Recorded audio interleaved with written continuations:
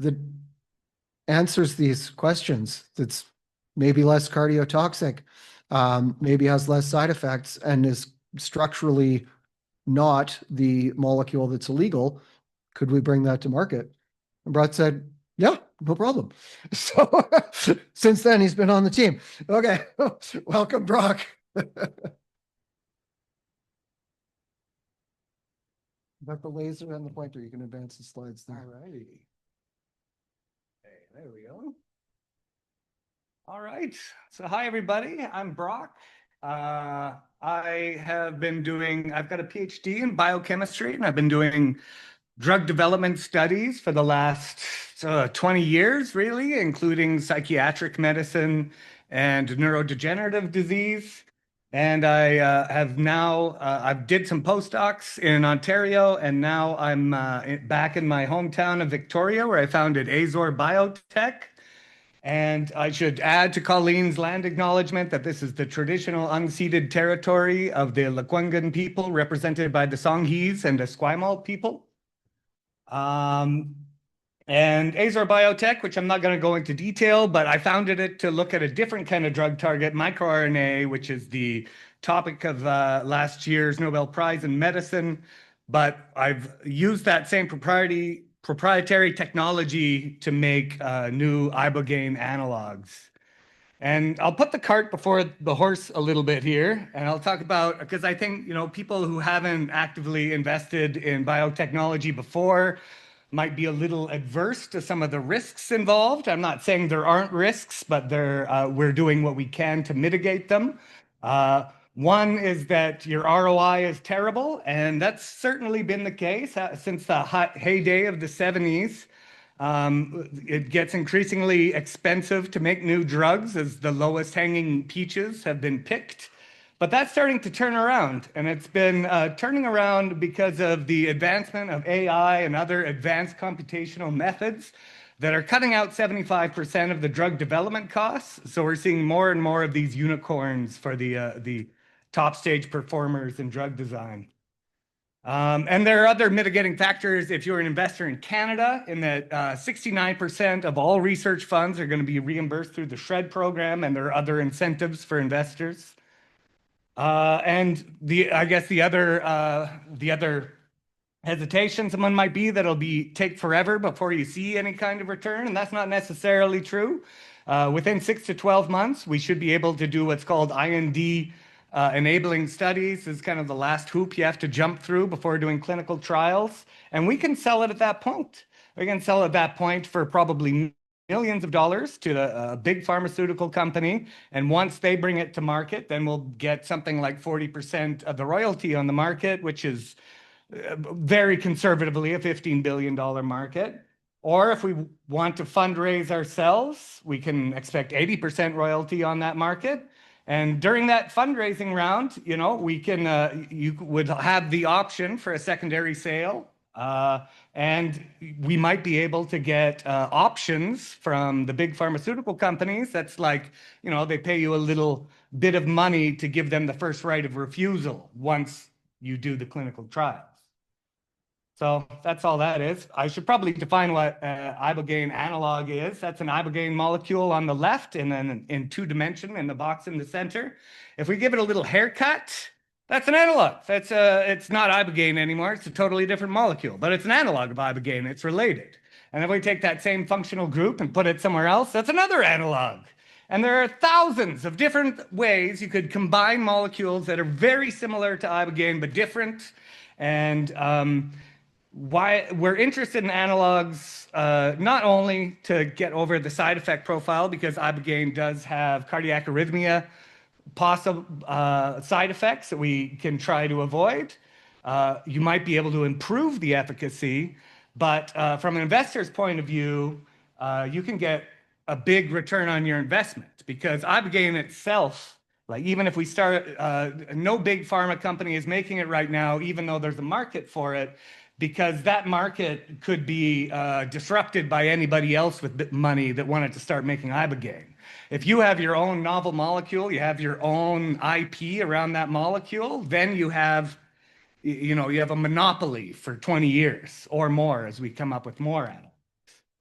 and how we might decide which of these, because we could look at all thousands of the molecules. That's not outside the realm of possibility, but that would cost millions of dollars and a lot of time just to synthesize the material to test. So we want to get a really enriched library to look at, and we can use advanced computational methods to do that. So shown here is a potassium channel, which is the reason why you get cardiac side effects. That's Ibogaine drawn in there. I don't know if you recognize it or not. But how Ibogaine fits in there, it occludes this pore that normally lets ions through, and that's where you get the cardiovascular side effects. And we can just test a couple thousand molecules in there.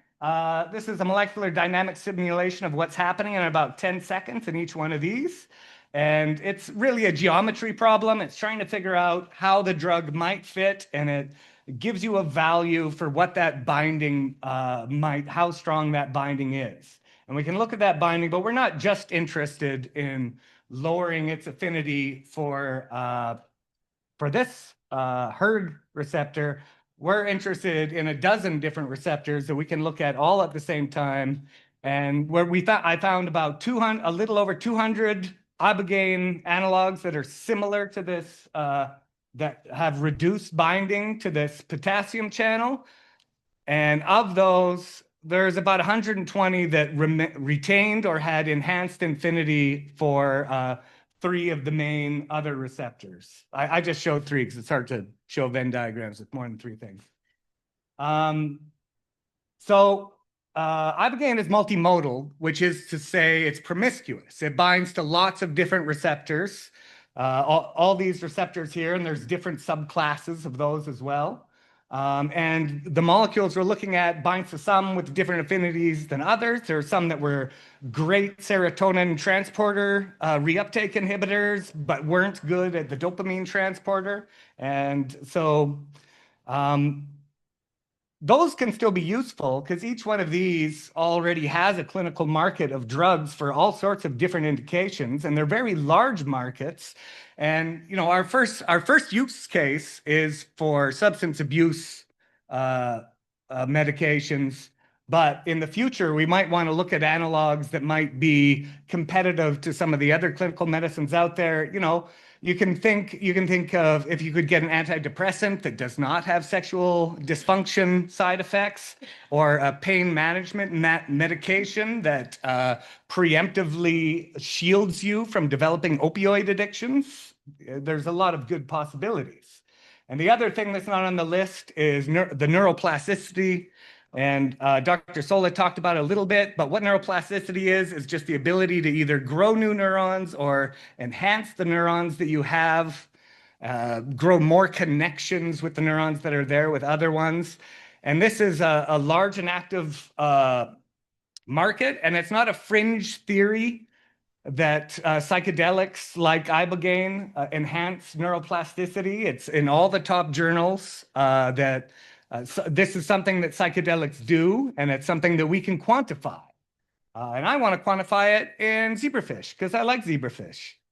Zebrafish, if you think they're less like people than rodents, you're not entirely wrong, but they are 1/1000th the cost of a rodent. So you can do a lot of tests and you get a lot of bang for your buck. So like one mating pair, you get a large clutch of 200 eggs that fits in one petri dish. If you wanted 200 rats, you need 600 square meters, something like that, of lab space. So you can get a lot more done. And they are fertilized externally, which means if you want to do any kind of genetic modification to the fish, which I like to do, it's really easy. It's a lot more difficult than a mammal.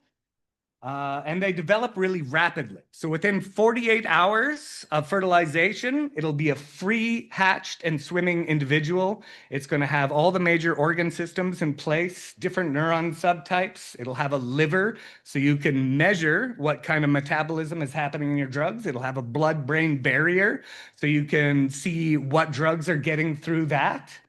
And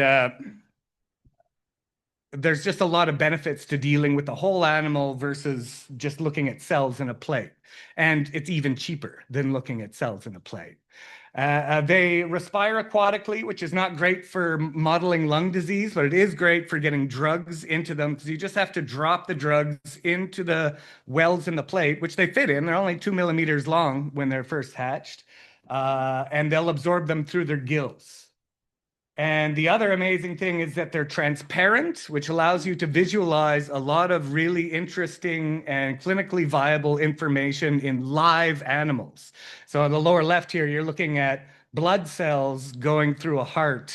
That's a fancy one, but you don't need a fancy fish to look at that. Oh yeah, this is the system we're using to look at them. It's a modified version of this bioimager, and what it does, it automatically sucks up the fish out of the 96 well plates, transfers it to this optically clear capillary, where it can automatically rotate it and zoom into the cellular level to automatically image it, the parts you're interested in, really reproducibly, which is great.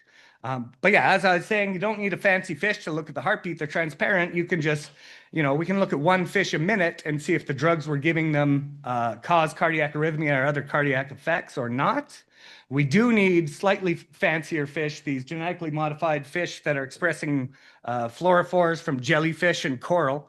And the first three lines we're looking at are looking at the specific neuron subtypes that are targets of Ibogaine. And that's how we're going to see that it's these different molecules are still active in the same neuron systems that we were looking at before. There are a lot of different metrics you can use to quantify neuroplasticity. We can look at the top 5 all at once, but excitability, that a neuron will fire again once it's received some stimuli. We need another special fish for that. This special fish has calcium-sensitive fluorophores, so that what you're looking at here, this is the shadow of action potentials. So these are neurons firing in real time in a live animal, and we can use that and differentiate when we're seeing, we can quantify the agonist activity of the new drugs, and we can quantify whether the reaction is likely agonist or reuptake inhibition, and we'll do that in all the same subpopulations of neurons. And then the other ones, they can all be quantified at once with the more stable fluorophore. Again, these are live fish. This is one I took. This is the dopaminergic neurons, and we can count them. And so if we were looking at a brain injury, we can see how the neurons might repopulate and if they might be improved repopulation around where that brain injury is. And how to give them a brain injury, there's lots of ways, but I think the best is just turn your microscope laser up to 11 and blast it. Here, we're just blasting one neuron, but we're probably going to be doing a dozen or so. We can do this in a very controlled and reproducible way because it's the focal volume that's being blasted. And so I'll just end this by walking through that experiment. They get automatically arrayed into the 96 well plates, drawn into the capillary. It'll be focused to a reference image. So you'll be focusing in on the exact same spot, and then you do that very reproducible laser ablation to knock out the number of neurons you want to knock out. Put it back into the plate, and at that point, you can dose it with the therapeutics in a dose-dependent manner. Give it a day to recover, grow some new neurons, and day 2, quantify any beneficial effects you might see around those neurons. And we can do this all at once. And we're left with ex vivo data too, to look at things that, pharmaceutical companies are interested in, toxicity, other imaging, metabolites. And we can do that.